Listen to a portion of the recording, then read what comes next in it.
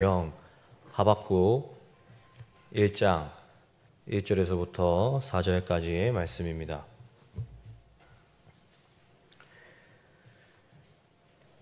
구약성경 하박국서 1장 1절에서부터 4절까지의 말씀입니다.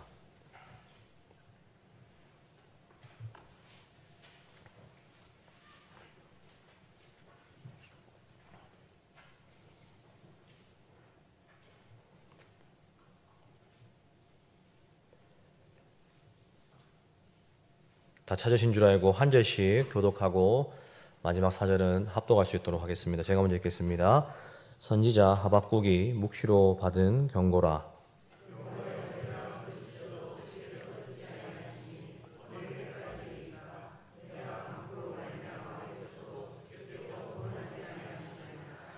어찌하여 내게 죄악을 보게 하시며 패역을 눈으로 보게 하시나이까? 겁탈과 강포가 내 앞에 있고 변론과 분쟁이 일어났나이다. 이러므로 율법이 해이하고 정의가 전혀 시행되지 못하오니 이는 악인이 의인을 애워쌌으므로 정의가 굳게 행하여 짐이니이다. 아멘. 요나서를 마치고 오늘로부터 하박국 말씀으로 여러분들과 함께 은혜를 나누고자 합니다. 오늘은 첫 시간이니만큼 이 하박국서에 대해서 짧게 알아보고자 하는데요. 하박국은 구약 성경에 기록된 선지서들 중 8번째 책입니다. 저자는 보았던 것처럼 하박국 선지자일 것으로 추측합니다. 하박국이라는 이름의 뜻은 껴안는 자 또는 매어 달리는 자라는 의미를 갖고 있는데요.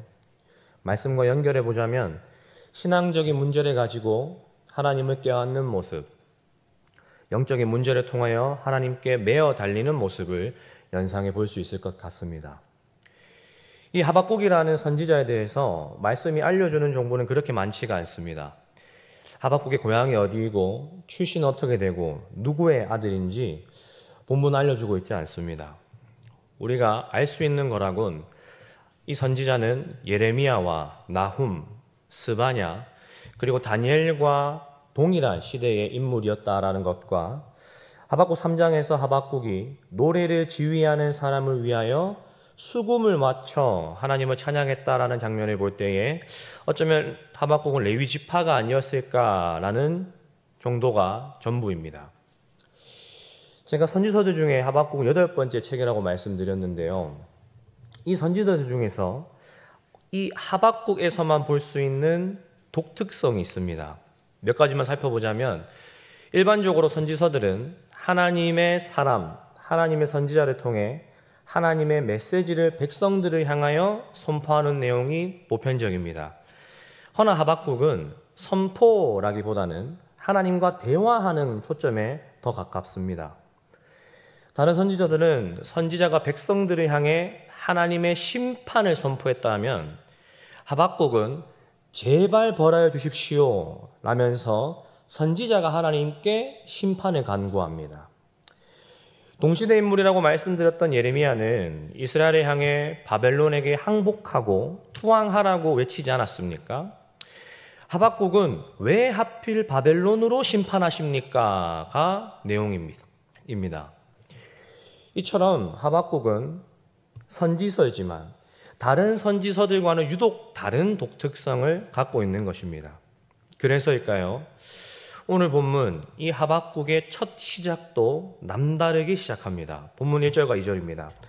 선지자 하박국이 묵시로 받은 경고라. 여호와여 내가 부르짖어도 주께서 듣지 아니하시니 어느 때까지니까? 내가 강포로 말미암아 외쳐도 주께서 구원하지 아니하시나이다. 이전에 제가 성도님들과 함께 살폈던 요나서가 어떻게 시작되었는지 기억이 나십니까? 요나서는 이렇게 시작했습니다. 여호와의 말씀이 아미떼의 아들 요나에게 임하니라. 이르시되 너는 일어나 저 큰 니느웨로 가서 이러한 내용을 외쳐라가 요나서의 첫 시작입니다. 하박국을 제외한 거의 모든 선지서의 시작은 이 요나서의 시작의 패턴과 비슷합니다. 여호와의 말씀이 선지자에게 임합니다. 그럼 대부분은 그 다음에 그 선지자에게 임한 그 하나님의 말씀이 무엇인지, 그 뜻이 어떤 것인지에 대한 내용을 알려주면서 시작하는 것이 선지서들의 공통적인, 보편적인 패턴입니다. 이것이 보편적인 시작 구성인데 하박국은 어떻습니까? 선지자 하박국이 묵시로 받은 경고라 하고 오늘 딱 띄우고 나서 하나님의 그 묵시의 내용은 무엇인지 도통 찾아볼 수가 없고, 여호와여 내가 부르짖어도 듣지 아니하시니 어느 때까지입니까? 외쳐도 왜 구원하지 않으십니까? 가 첫 시작이라는 것입니다. 이 시장에서부터 심상치 않은 이 하박국만의 느낌을 우리는 눈치챌 수가 있는 것입니다. 하나님께로부터 임한 그분의 묵시, 오늘 본문에서는 묵시라고 되어져 있는데 묵시는 곧 말씀입니다. 왜 침묵하십니까? 반응하지 않으십니까? 라는 이 심상치 않은 도입부를 통하여서 우리는 한 가지의 질문을 도달하게 되어지는 것입니다. 이 선지자는 왜 하나님을 향하여서 이토록 하소연으로 항변하며 나아가는 것인가?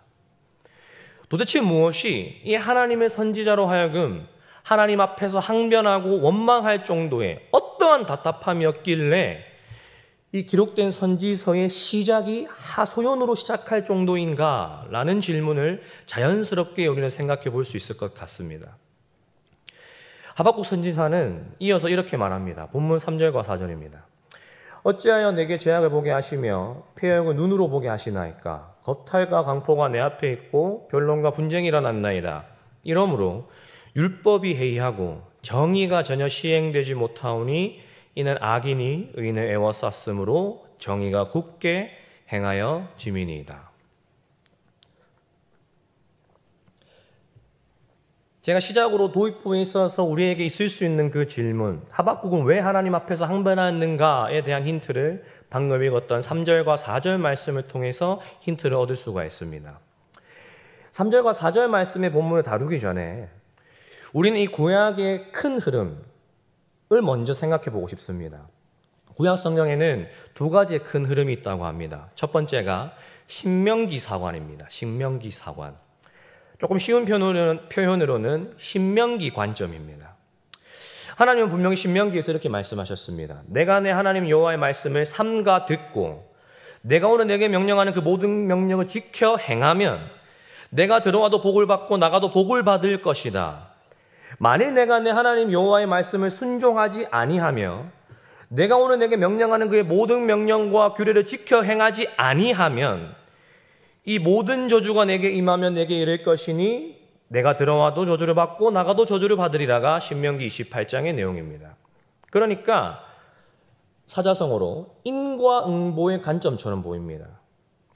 신명기 사관의 핵심은 곧 말씀을 잘 지키는 자는, 순종하는 자는, 여호와를 경외함으로 순종하는 자는 복을 받고 불순종함으로 하나님을 업신여기고 말씀을 지키지 않는 자는 화를 받는다라는 내용입니다. 구약의 또 다른 큰 흐름이 무엇이냐면 욥기라고 할 수 있을 것 같습니다. 아시는 것처럼 욥은 자신의 죄 때문에 고난받은 것이 아니었습니다. 무슨 말입니까? 말씀드린 이 신명기 사관과는 맞지 않는 것입니다.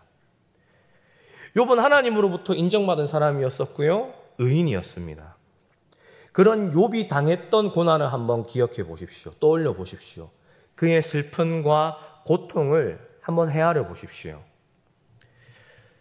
따라서 욥기는 의인이라도 하나님께서 자신의 백성을 이끌어 가심에 있어서 깨닫게 하시고 자라게 하시며 다듬어 가시는 이 모든 과정 가운데에서 허락하시는 고난이 있을 수 있다는 것을 욥기는 보여줍니다. 사랑하는 성도 여러분, 이 욥기의 흐름은 사실 아벨로부터 시작된 것이라고 많은 목사님들은 얘기를 하십니다. 아담과 하와가 불순종한 이후 가인이 잘못된 예배를 드릴 때에 아벨은 하나님 앞에서 자신의 전인격을 통하여 온전한 예배를 드렸음을 우리는 기억합니다. 그러한 아벨의 예배의 결과가 무엇이었습니까? 친형으로부터 처참하게 죽임을 당합니다. 주님 받으시기에 합당한 예배를 드린, 심지어 하나님께서 아벨을 받으셨다라고 기록하고 있습니다. 주님 받으시기에 합당한 예배를 드린 그 의인의 결과가 세상으로부터의 멸시였고요, 세상으로부터의 시기였고요, 그 끝은 허무한 죽음이었습니다. 어떤 목사님께서는 이 아벨의 죽음을 가지고 의인의 허무함, 의인의 공허함이라고도 표현을 하신다고 합니다. 이 아벨의 이름의 뜻이 무엇이냐면 아벨의 이름의 뜻에 공허와 허무라라는 뜻이 담겨 있다고 합니다. 그러니까 아벨은 자신의 이름의 뜻처럼 하나님 앞에 온전한, 하나님께서 받으실 만한, 하나님께서 아벨을 받으실 만한 예배를 드렸음에도 공허하고 허무한 죽음을 당한 것입니다. 의인의 허무함, 의인의 공허함이라는 것입니다. 이러한 허무함은 예수 그리스도 안에서 의롭다고 여김받는 성도된 저와 여러분들의 신앙생활에서도 매한가지일 것입니다.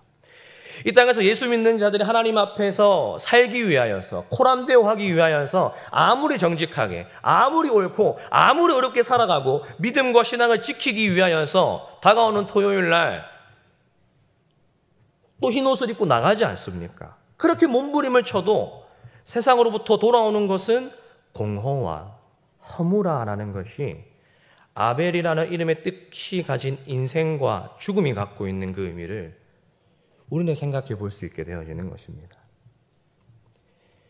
그 바통을 이어받아서 지금 제가 여러분들과 함께 살펴보고자 하는 이 하박국이 그 이야기를 하고 있는 것입니다. 여호와여,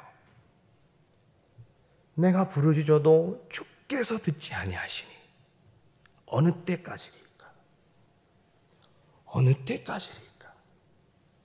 우리식으로 하자면 주님 왜 침묵하십니까? 주님 왜 구원하지 않으십니까? 어찌하여 주님 악에 대하여서 아무런 반응도 하지 않으시고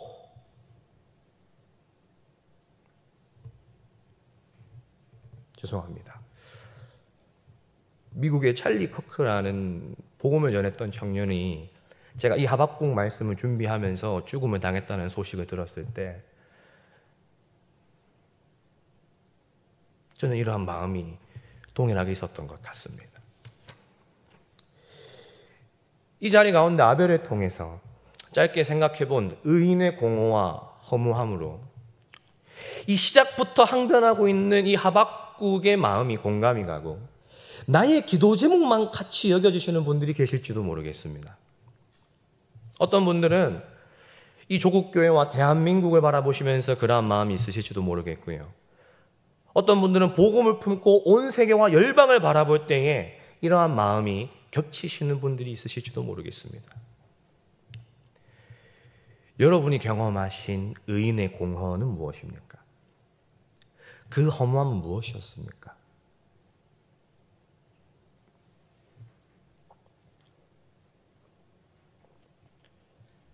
믿음의 선배 되시는 성도 여러분들 앞에서 부끄럽지만 제가 신앙생활 하면서 언제 이 의인의 허무함에 대해서 하나님께 제 개인의 신앙 안에서 하나님 앞에서 씨름해보고 여쭤보았냐면 저는 군생활 하면서 하나님께 여쭤봤었습니다.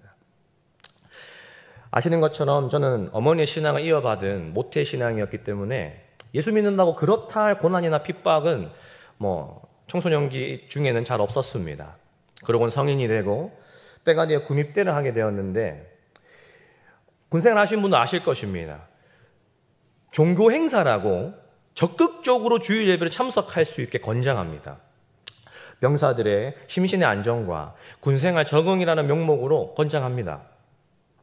제 군생활 할 때만 해도 예수 믿는다고 하면 선임들이 올 때 간식이나 한 개 더 챙겨와도 라고 하면서 얘기를 하지 예수 믿는다고 핍박하거나 괴롭혔던 경우는 없었습니다. 그러면 뭐가 문제인가 라고 한다면 제가 군생하면서 어떤 문제가 있었냐면 부대 안에서 우선순위 문제에서 제가 눈에 가시었습니다. 저는 주일이면 주일 성수가 최우선이었습니다. 하지만 부대에서의 주일은 주일이 중요한 게 아니고 휴일이 중요하다는 다른 크고 위대한 우선순위들이 부대 안에서는 질비했습니다. 예를 들면 이런 일이 있었습니다.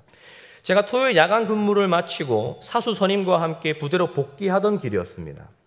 시간을 보니까 지금 이 속도로 복귀를 하면 교회로 가는 부대 내 셔틀버스, 교회로 가는 셔틀버스 20분을 갔어야 됐거든요. 주일날. 그 버스를 못 타겠는 느낌이 드는 겁니다. 교회 못 갑니다. 그래서 제가 정말 공손하고 정중하게 아직도 이름이 기억이 납니다. 김홍석 상병님, 저랑 동갑이었거든요. 금일 종교 행사 참석 희망합니다. 조금만 일찍 복귀해 주실 수 있으실지 여쭤봐도 되겠습니까? 사수의 반응이 어땠을까요? 그때는 뭐 뺨을 맞고 그러지 않았습니다.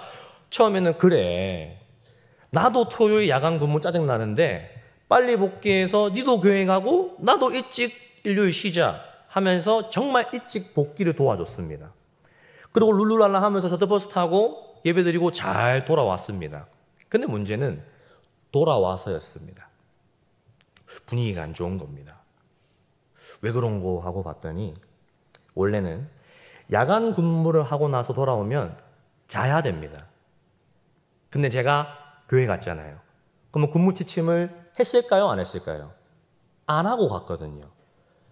안 자고 갔다고. 잠을 안 자고 갔다고. 자고 가야 되는데 언제 어떻게 상황이 벌어질지는 군인이 체력을 챙기기 위해서 부대에서 공식적으로 야간 근무자는 자야 된다 오전에. 이 규칙을 어기고 저 양한용 일병이 주일날 교회 갔다고 얼차려를 주기 시작하는 겁니다. 저는 이해가 가지 않았습니다. 왜냐하면 토요일 야간 근무자들이 전부는 아니지만 몇몇 인원들은 그 일요일 휴무 아깝다고 잠 안 자고 저 교회 가는 것처럼 똑같이 놀고 먹고 싸지방이라고 컴퓨터 할 수 있는 방이 있었거든요. 컴퓨터도 하는 거 아말리의 간부들도 모른 척하고 다 봐주고 있는 거 알았기 때문에 이게 뭐가 문제가 될까 하고 교회 다녀왔는데 저한테만 그러는 겁니다. 제가 반박했을까요? 반박하지 않았습니다.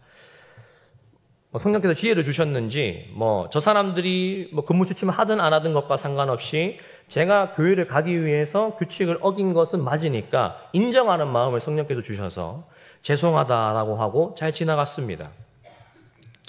그러고 7일 후에 똑같은 토요일에 야간 근무자가 양한용이었습니다.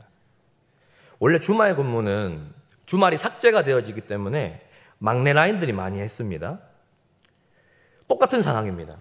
지난주에 근무 지침 안 하고 교회 다녀왔다고 혼났었습니다. 다음 주에 똑같은 상황이 벌어졌습니다. 양한용 일병, 성도 여러분들, 교회 갔을까요? 안 갔을까요? 다시 여쭤보겠습니다. 양한용 일병이 규칙을 어겨가면서 교회 가는 게 맞습니까? 안 가는 게 맞습니까? 그때 부대에 스마트폰 없었습니다. 비대면 영상예배 그런 것도 없던 시절입니다. 성도님들마다 생각이 좀 다르실지는 모르겠지만 지금은 제가 주일 성수를 다루는 설교가 아니니까 그 이야기는 하지 않겠습니다. 저는 똑같은 상황에 똑같이 다녀왔습니다. 샤워실에 씻으러 가는 척하면서 샤워방울이 들고 교회 갔습니다. 근데 교회 셔틀버스 안에서 양한용이 샤워방울을 가지고 내린 겁니다. 그걸 또 목격해서 또 들켜서 혼났습니다. 선임 말이 말 같지 않냐? 양한용은 교회 못 가게 일요일 오후 순찰 근무를 넣어라. 그래서 토요일 단 한숨도 못 자고 주일 예배 오전에 다녀와서 곧바로 오후에 근무를 나가는 근무가 제 군생활에 벌어지기 시작했습니다. 그러면 자기가 잠을 못 자서 죽을 것 같으니까 알아서 안 가겠지라고 아주 영악한 선임의 방법이 있었습니다. 그래도 주의 성수했습니다. 무식하게 교회 가려고 했습니다. 심지어 이것이 조금 부대 안에서 이슈가 되어지고 소리 소문이 크게 되어져서 기독교 학과 전공이라고 하는 선임까지 나서서 너 왜 그렇게 유난에 떠냐? 너만 예수 믿는 거 아니지 않냐? 그런 얘기도 들어가면서 모르겠습니다. 제가 무식했던 건지 지혜가 없었던 것인지 경험이 없었던 것인지 그게 맞는 건지 모르겠지만 저는 그때 하나님 앞에서 이 아벨의 허무함을 두고 주님 앞에 씨름했었습니다. 물론 이미 지나간 20대 시절의 일이고 그 과정에서 하나님을 향한 헌신의 의미를 더 풍성한 당신의 임재 안에서 경험한 놀라운 은혜가 있었기 때문에 지금 웃으면서 제가 성도 여러분들 앞에서 설교 예화로 나눌 수 있었지만 그때 당시에는 진짜 쉽지 않았습니다. 힘들었습니다. 이상하다. 나는 주일 성수 그렇게 안 배웠는데. 예수 믿는 신앙은 주일 성수 목숨까지 지키는 것이라고 나 권사님한테 배웠는데 믿음 지키려고 하는 나의 이러한 시도들 때문에 왜 더 군생활이 꼬이는 것만 같지? 그 어려움. 나만 하고 있는 것만 같은 바보 같은 그 회의감. 성도 여러분들에게는 이런 비슷한 마음이 없으셨냐고 여쭙는 것입니다. 어떤 공허함이셨습니까? 저처럼 어린 날에 가졌던 의문일 수도 있겠고 누군가는 아벨과 같이 정말 하나님 앞에서 온전한 삶의 예배를 드렸는데 그래도 내가 예수 믿는다고 정직하게 사업했는데 너 혼자만 정직한 척하냐?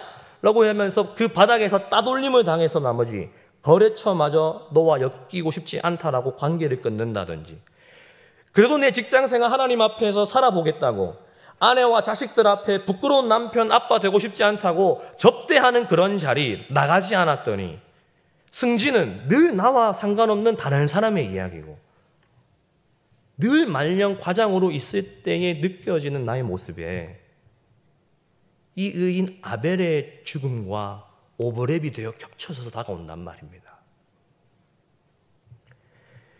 그러한 우리의 허무함 가운데에서 공허함 가운데에서 하나님 앞에 갖게 되어지는 의문으로 시작하는 말씀이 이 하박국서인 것입니다.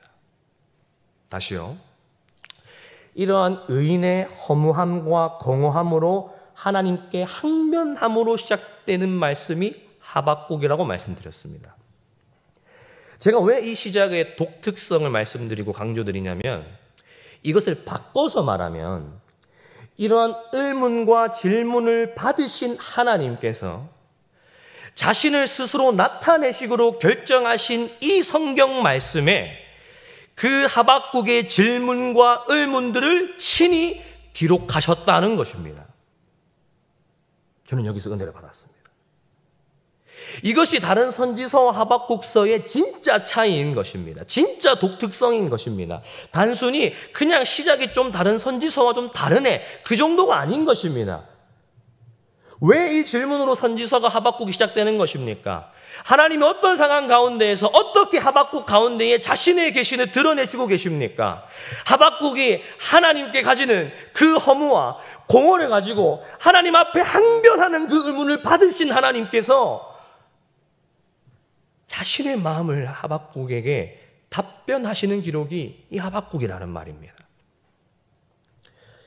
그렇게 이 하박국서의 핵심은 왜 의인이 고통과 허물을 당하는 것입니까? 라는 문제를 뛰어넘는 것입니다.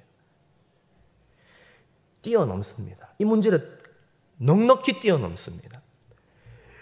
지금도 하나님의 사람들은 세상 속에서 마치 아벨 마냥 팽배한 악 가운데에서 고통을 당합니다. 성도의 인생이 찢어지고요. 성도가 억울함을 당하고요. 이것을 하나님께 하소연하고 아뢰어도 도저히 응답이 없는 삶. 그래서 우리가 보고 느끼기에 하나님이 살아계시지 않은 것만 같은 그 우리의 인생의 그 삶이 하나님이 자신을 드러내시는 계시의 말씀이 시작되는 순간이라는 것입니다. 하나님이 안 계신 것만 같은 그 허무함 가운데서도 여전히 자신의 살아계심을 나타내시며 자신의 이야기를 써내려가고 있는 것이 이 하박국인 것입니다. 여러분 믿으십니까? 이것에 대해서 사도 바울은 고린도후서에서 이렇게 얘기합니다. 우리가 어떤 사람처럼 추천서를 너희에게 붙이거나 받거나 할 필요가 있겠느냐? 너희는 우리의 편지라 우리의 마음에 썼고 뭇 사람이 알고 있는 바라 너희는 우리로 말미암아 나타난 그리스도의 편지다라고 사도 바울은 고린도 성도들에게 안부하는 내용을 보게 되어집니다. 제가 이 말씀을 왜 드리냐면 바울은 자신이 갖고 있는 이 사도라라는 직분에 어떤 추천서가 필요한 게 아니라 어떤 유인물이 필요한 게 아니다. 어떤 직인이 필요한 게 아니다. 예수 안에 있는 고린도 성도 너희들의 인생과 삶이야말로 나의 사도권을 인정해주는 그리스도의 편지다. 이렇게 얘기하는 것입니다. 이것을 하박국과 연결해서 말씀드리면 하나님께서는 요나와 같이 다른 선지자들처럼 하나님의 사람을 통해서 자신의 말씀을 드러내시기도 하시지만 하나님 앞에서 의문하고 질문하고 끙끙거리며 씨름하는 그러한 영혼의 삶을 통해서도 하나님은 자신의 살아계심을 이 땅과 이 세상 가운데에서 나타내신다는 것입니다. 삶을 통해서요. 하박국서가 그런 말씀이 난 겁니다. 하나님께서는 지금도 악이 팽배하고 공의가 무너지며 억울함이 가득한 속에서 울부짖는 이 하박국의 울부짖음과 유다의 멸망까지 사용하셔서 계속해서 제가 살펴볼 것입니다. 자신의 살아계심을 나타내고 계시는 것입니다. 저는 이 하박국서에 시작하는 서론의 시간을 통하여서 오늘 여러분들에게 도전하고 싶은 것이 무엇이냐면 그럴 때에 우리는 살아계신 여호와 하나님은 어떤 분이신가를 기억해야 하는 것입니다. 울부짖을 수밖에 없는 상황입니다. 하나님이 침묵하신 것만 같은 상황입니다. 그럼에도 신실하신 살아계신 여호와 하나님으로 말미암아 나는 여전히 소망이 있다는 것을 우리는 기억해야 되는 것입니다. 의인의 허무함이 너무 버겁고 의인의 공허함이 너무 힘들지만 성도의 고난 중에서도 여전히 선하신 당신의 계획이 있음을 우리는 기억해야 된다는 것입니다. 그러므로 저 양한용 일병은 어떻게 저런 상황에서도 하나님으로 말미암아 기뻐할 수 있지? 어떻게 양한용이는 저 상황에서 무엇으로 감사할 수 있는 거지? 라는 우리의 삶을 통해서 우리는 그 불의함 가운데에 그 정의가 깨어진 삶 가운데에 하나님의 살아계심을 드러내야 되는 것입니다. 제 고등학교 친구가 그런 말을 했습니다. 문득 야 한용아 니는 맨날 하나님이 살아계신다. 하나님의 선하신 계획이 있다 그러잖아. 나는 그거 뭐 왜 저러나 술 취했나 생각했는데 나는 끝이면 끝이란 말이야. 나는 실패면 실패란 말이야. 근데 문득 네가 했던 그 말이 위로가 되더라. 니는 맨날 내보고 하나님이 하실 일이 있으신가 보다. 하나님 살아계시니까 내가 기도할게. 그 한마디가 자기 전에 뭉클하게 다가오더라. 여러분 그렇지 않습니까? 하나님 없는 인생은 끝이면 끝이고 하나님이 없는 인생은 실패면 실패지만 하나님이 살아계시기에 하나님이 선하시기에 성도의 삶은 물론 침묵 중에 있을지는 모른다 할지라도 끝이 아닐 수도 있는 줄로 믿습니다. 실패가 아닐 수도 있는 줄로 믿습니다. 그 믿음이 하박국의 고백을 통하여서 우리의 신앙 고백이 될 수 있게 된다고 저는 믿습니다. 우리가 그것으로 하나님을 드러내자고 제가 말씀드리는 것입니다. 아니요, 드러내고 애쓰지 않아도 그 산 소망이 있는 자는 그렇게 나타나지는 줄로 믿습니다. 나는 바뀌지 않아도 내 공허와 허무는 달라지지 않아도 내 안에 변화된 속사람은 이미 새 사람으로 변하였음은 분명한 줄로 믿습니다. 그 새 사람으로만 살아가도 세상은 우리의 겉모습이 아닌 내 안에 있는 특별한 무언가를 가지고 궁금해하기 시작할 것입니다. 그것이 하나님의 나의 삶을 통해 나의 인생을 통해 하나님의 살아계심을 드러내시는 증거가 될 줄로 믿습니다.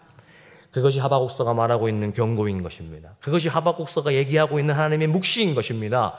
2000년 전의 복음은 고난 중에도 믿음을 지켰던 믿음의 선진들이 수많은 핏값으로 오늘 저와 여러분들의 바통이 지금까지 이어졌는 줄로 믿습니다.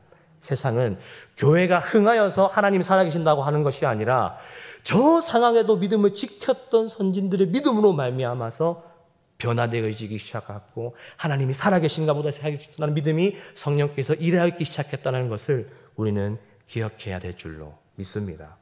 이제 저와 여러분들의 차례입니다. 그 믿음으로 살아내시기를 주님 이름으로 부탁드립니다. 세상이 난리가 나고 공의와 정의가 찾아볼 수도 없는 이 세상 가운데에서 하박국 때나 지금이나 하박국의 의문이나 우리의 의문이나 크게 다를 바가 없어 보이는 우리의 인생 가운데에서 여전히 산소망 되시는 하나님을 붙잡고 산다. 그렇게 사망과 죽음은 나를 주관할 수 없다. 라는 그 믿음의 고백으로 하나님께서 부르신 그 자리 가운데에서 하나님의 살아계심을 담대하게 나타내는, 그 하나님의 살아계심을 나타내는 통로된 자로 쓰임받을 수 있는 여러분들 다 될 수 있기를 주님의 이름으로 축복합니다. 기도하겠습니다. 존귀하신 하나님 감사합니다. 하박국서 시작하는 말씀을 통하여 우리 안에 역사하기를 원하시고 우리 안에 드러내기를 원하시는 그 당신의 일하심과 선하신 계획을 보게 하시니 감사드립니다. 하박국의 그 삶과 믿음의 고백을 통하여서 바뀐 것 전혀 하나 없지만 그럼에도 당신의 살아계심이 더 뚜렷해지고 믿음이 두터워진 그 하박국의 믿음처럼 우리의 믿음 또한 그렇게 자라날 수 있도록 주님 역사하여 주시옵소서. 감사드리며 모든 말씀 주 예수 그리스도 이름 받들어 기도합니다. 아멘. 우리 그러한 마음으로 주 나의 모습 보내 함께 찬양하시면서 나아가겠습니다. 주 나의 모습 보내 상한 나의 맘 보시네. 주 나의 눈물 안에 홀로 울던 맘 아시네. 주 나의 모습 보내 주 나의 모습 보내 상한 나의 맘 보시네. 주 나의 눈물 안에 홀로 울던 맘 아시네. 우리 말씀을 생각하시면서 세상 소망 다 사라져가도 주의 사랑은 끝이 없으니 살아가는 이 모든 순간이 주의 힘을 나는 믿네. 주 사랑 내게 있네.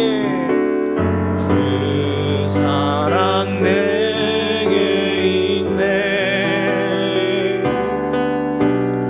그 사랑이 날 채우네.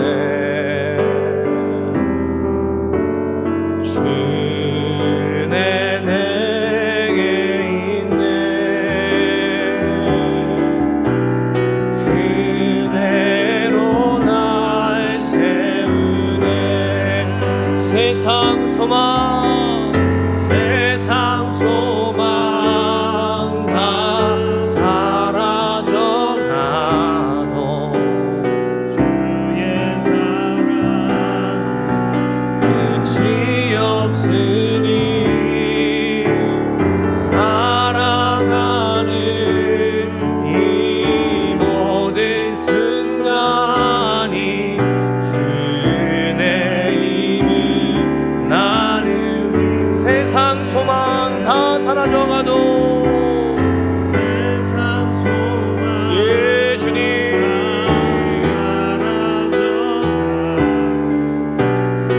주의 사랑은 끝이 없으니 살아가는 이 모든 순간이 주의 힘을 살아가는 모든 순간이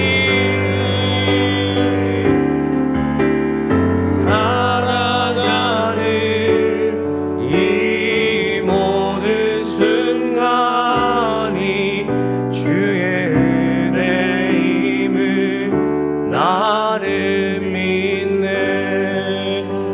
기도하실 때에 말씀을 생각하시면서 또 우리가 함께 고백했던 이 찬양의 가사를 붙잡으시면서 주님 앞에 예 주님 세상 소망 다 사라져간다 할지라도 내게 산 소망이 있습니다.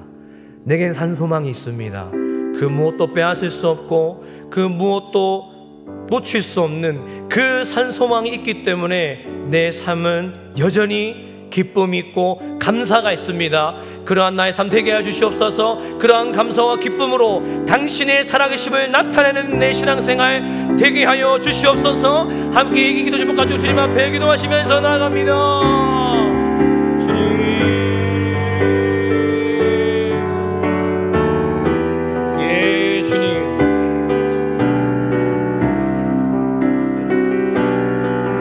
내게는 산 소망이 있습니다.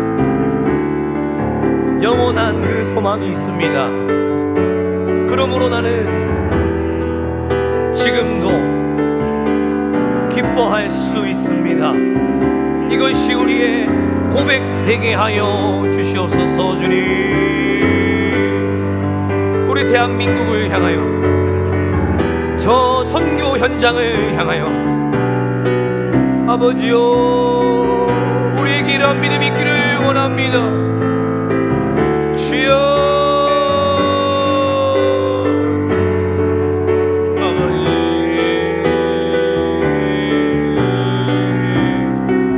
주님 산 소망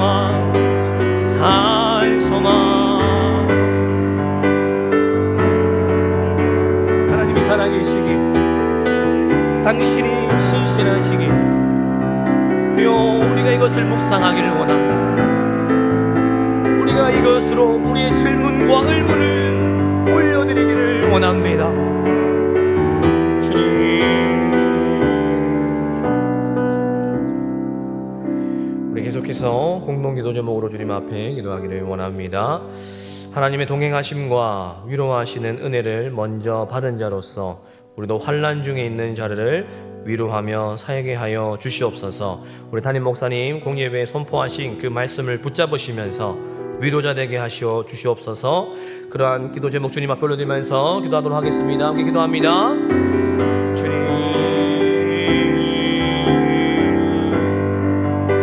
하나님의 동행하심과 아버지여 은혜 허락하여 주시옵소서. 주님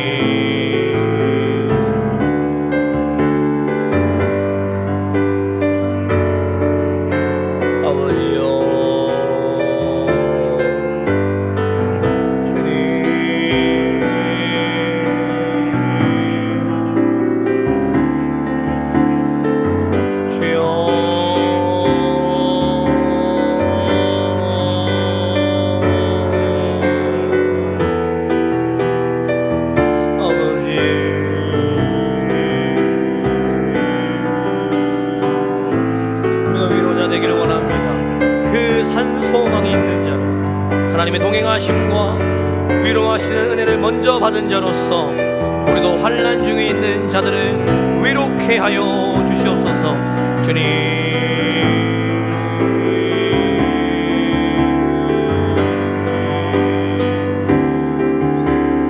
아버지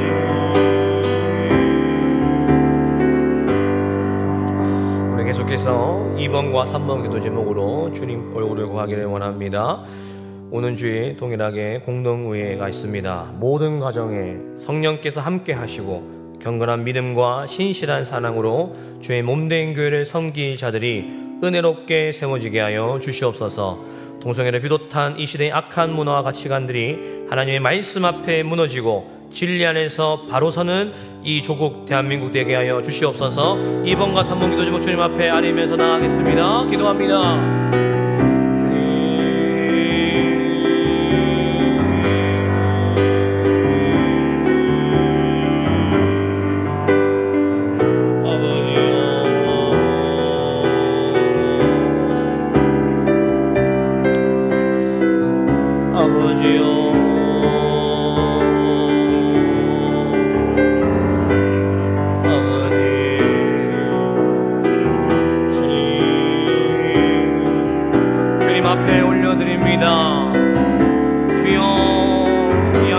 가운데 역사하여 주시옵소서. 주여 이 조국 대한민국 가운데 역사하여 주시옵소서. 주여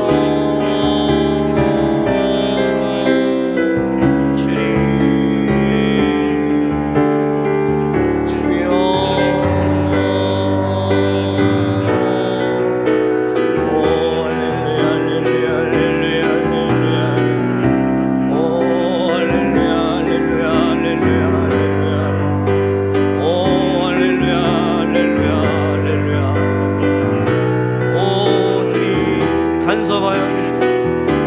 오 주님 통치하여 주시옵소서. 이 야맹교회가 이 조국 대한민국 가운데에 하나님 산소망으로 주여 역사하여 주시옵소서.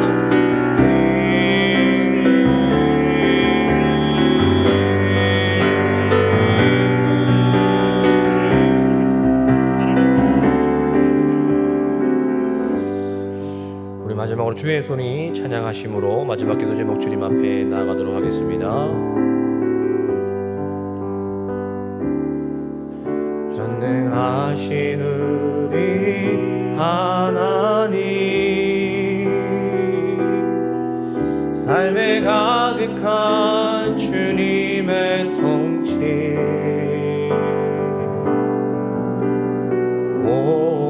보호하시고 지켜주시네,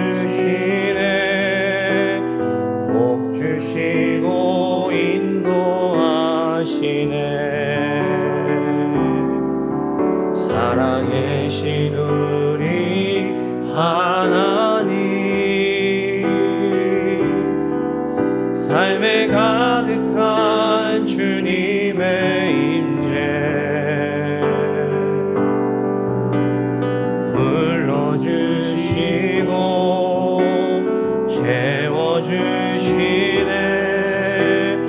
들으시고 응답하시네. 주의 손이 붙드시네, 흔들리는 우리의 삶을 주의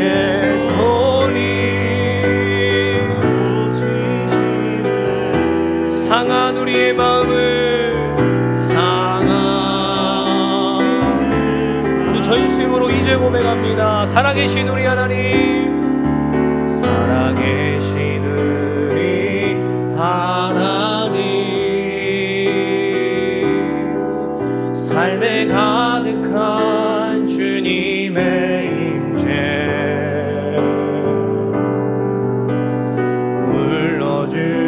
세우시십니다. 우리 주님 반드시 응답하실 것입니다. 응답하시네.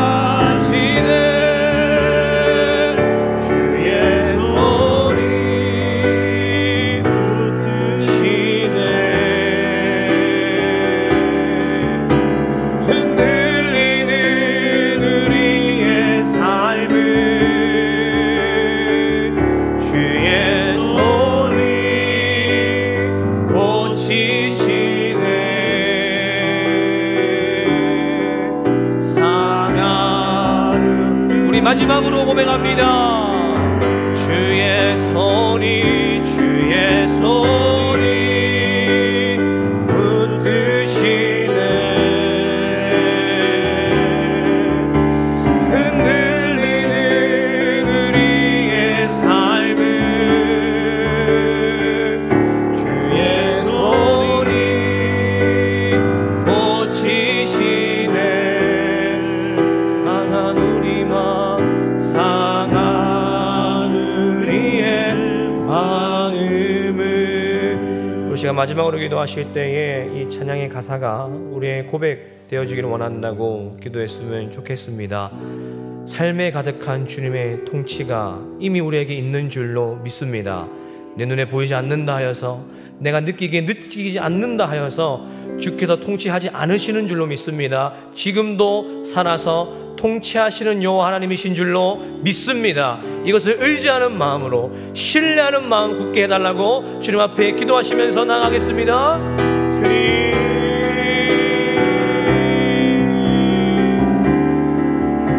길을 만드시는 주님, 약속을 성취하시는 주님, 결코 더디지 않으시는 주님, 우리에게 이러한 믿음을 주시옵소서. 당신의 통치를 신뢰하는 믿음 주시옵소서.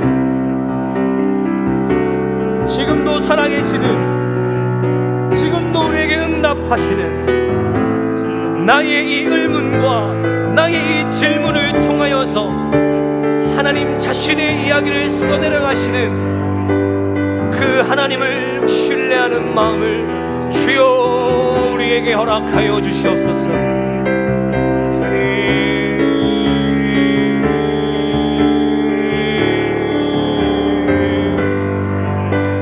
삶에 가득한 주님의 통치를 신뢰합니다.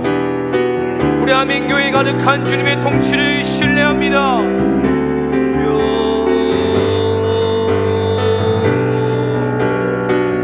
우리 조국교회를 다루시고 우리 한국 땅을 통치하시는 당신의 하나님 나라의 살아계심을 신뢰합니다.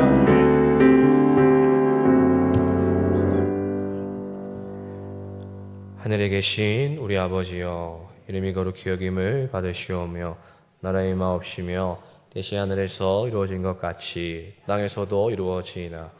오늘날 우리에게 일용할 양식을 주옵시고 우리가 우리에게 죄 지은 자를 사하여 준 것 같이 우리 죄를 사하여 주옵시고 우리를 시험에 들게 하지 마옵시고 다만 악에서 구하옵소서.